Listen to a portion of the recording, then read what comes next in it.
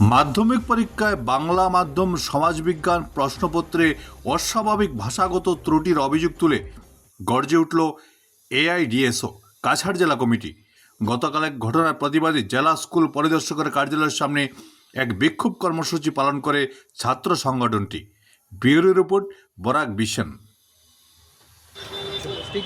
আপনারা অবগত আছেন যে এবছর মাধ্যমিক পরীক্ষায় সমাজবিজ্ঞান পরীক্ষায় বাংলা মাধ্যমের স্টুডেন্টদের জন্য যে প্রশ্নপত্র দেওয়া হয়েছিল সেই প্রশ্নপত্রে অসংখ্য ভুল, অসংখ্য বাক্য গঠনের ভুল, এইসব দেখে আমরা খুবই উদ্বেগী।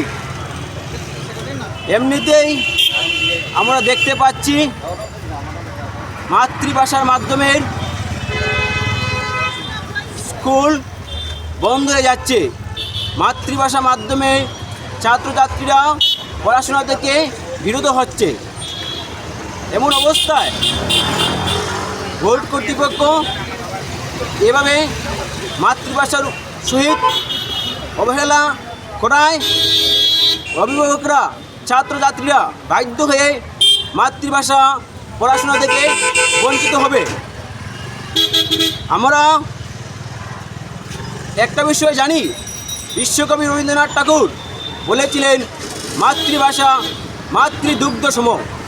অথচ মাতৃভাষার সঙ্গে আমাদের রাজ্যে, আমাদের উপত্যকাতে বারে বারেই একটার পর একটা ঘটনা ঘটে যাচ্ছে। 1961-তে আমাদের উপর জোর করে